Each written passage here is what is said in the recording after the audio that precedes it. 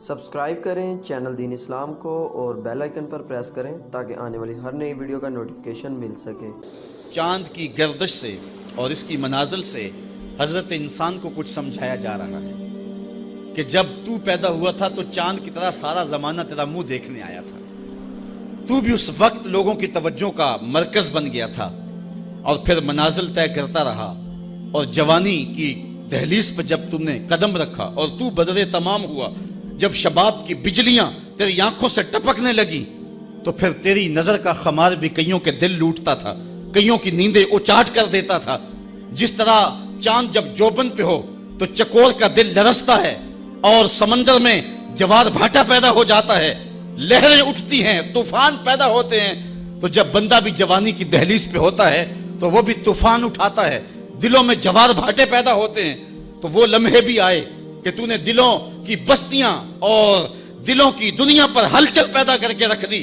تیرا شباب لوگوں کی زندگیوں کے اندر گھلتا رہا اور کتنوں کی نیندیں اچاٹ ہوتی رہیں، تیری زلف کے شکن کتنوں کا قرار لوٹ کے لے گئے، لیکن پھر وہ لمحہ بھی آیا، حتی آدھا کل ارجون القدیم، پھر بوڑھا ہو گیا، پھر تجھے کوئی دیکھنے بھی نہیں آتا، کوئی تجھ سے اداس بھی نہیں ہوتا، بچے بھی کترا کے گزر جاتے ہیں۔ کہا انسان ذرا چاند کی منزلوں کو دیکھ، یہی چاند کتنا پیارا تھا اور آج اسی چاند کو کوئی دیکھتا بھی نہیں ہے۔ بچہ جب پیدا ہوتا ہے تو اس کی مسکراہٹ دل کھینچتی ہے، اور جب بوڑھا مسکراتا ہے تو اس وقت جو ہے لوگوں کی توجہ نہیں ہوتی۔ بچے کی زبان جو ہے وہ اڑ اڑ کے جب بولتا ہے تو اس کی توتلی زبان کا حسن دلوں میں نکھار پیدا کرتا ہے۔ ماں بھی بلہاری جاتی ہے، باپ بھی صدقے جاتا ہے، بہنیں بھی جو ہے وہ قربان جاتی ہیں، تو بچے کا ٹوٹا لہجہ اور توتلی زبان خوشیوں کی ایک لہر ہوتی ہے۔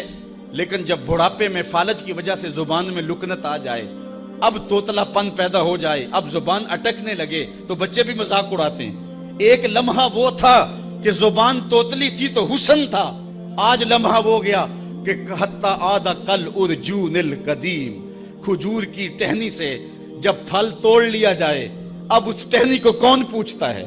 جب تک پھل آیا نہیں تھا وہ ٹہنی اچھی لگتی تھی، مالی سنبھال کے رکھتا تھا، جڑوں کو بھی پانی دیتا تھا اور خیال کرتا تھا کہ کوئی ایسا نقصان نہ ہو کہ یہ پودا جو ہے وہ مرجھا جائے۔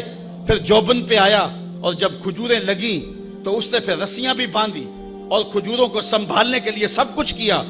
پھر جس دن اس نے اس ڈال سے پھل کاٹ لیا، اب وہ کھجور اجڑ گئی، اب اس کی وہ ٹہنی بے توقیر ہو گئی۔ انسان کی زندگی کا جب شباب لٹ جاتا ہے اور بڑھاپے میں جب وہ کسی قابل نہیں رہ جاتا تو پھر اس کی بھی یہ مثال ہے، حتی آدھا کل ارجون القدیم، جیسے کھجور کی پرانی ڈال ہو۔ اپنی نظر اور شرمگاہ کی حفاظت کریں۔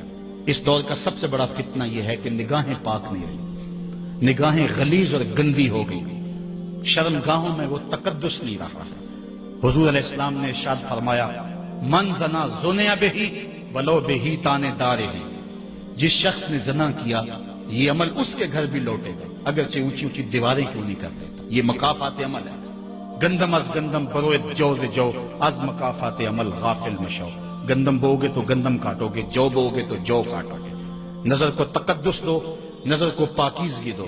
حضرت لقمان حکیم کہتے ہیں کہ میں کئی نبیوں سے ملا ہوں، کئی نبیوں سے ملاقات کی ہے، اور میں ان سے 2 4 باتیں جمع کی ہیں، اور ان ساری باتوں کو میں نے جمع کر کے 100 باتیں جمع کی ہیں، اور ان کا پھر میں نے خلاصہ تیار کیا ہے۔ ان میں 8 باتیں الگ کی ہیں۔ ان 8 باتوں میں ایک بات یہ ہے، جب کسی کے گھر جاؤ تو نظر کو حفاظت میں رکھو۔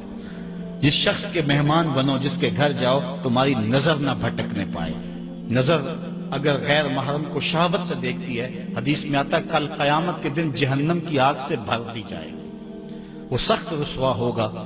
آج میڈیا کی آوارگی اور انٹرنیٹ پہ جو کچھ ہو رہا ہے، ٹیلی ویژن اور سینما جو بدتمیزی پھیلا رہے ہیں، اور موبائل پیکج جس طرح بے حیائی کو فروغ ہو رہا ہے، ہم اس کے خلاف پوری قوت کے ساتھ بند باندھیں۔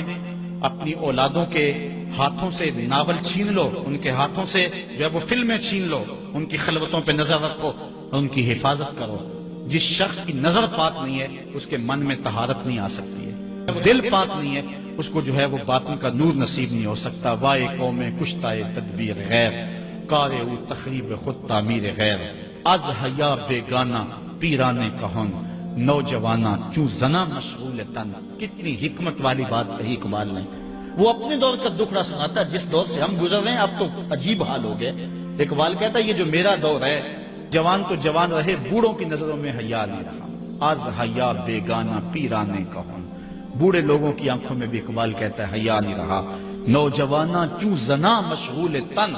اور نوجوان عورتوں کی طرح اپنے تن کے ساتھ لگے ہوئے ہیں, اپنے تن کو سنوارنے میں ہر وقت کنگھی پٹی میں لگے ہوئے ہیں. یہ مردوں کا کام نہیں ہوتا, یہ دلیروں اور بہادروں کا کام نہیں ہوتا, یہ عورتوں کے وظیفے ہیں.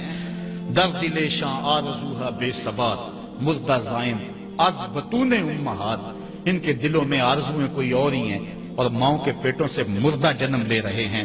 دخترانے او بزلف خود اسیر شوخ چشموں خود نماؤ خردہ گیر. اور قوم کی بیٹیاں اپنی زلف کی خود قیدی ہو چکی ہیں اور ہر وقت جو ہے وہ اپنے آپ کو آئینے میں دیکھتی رہتی ہیں. ساختہ پرداختہ دل باختہ ابروان مثل دو تیغے آختہ.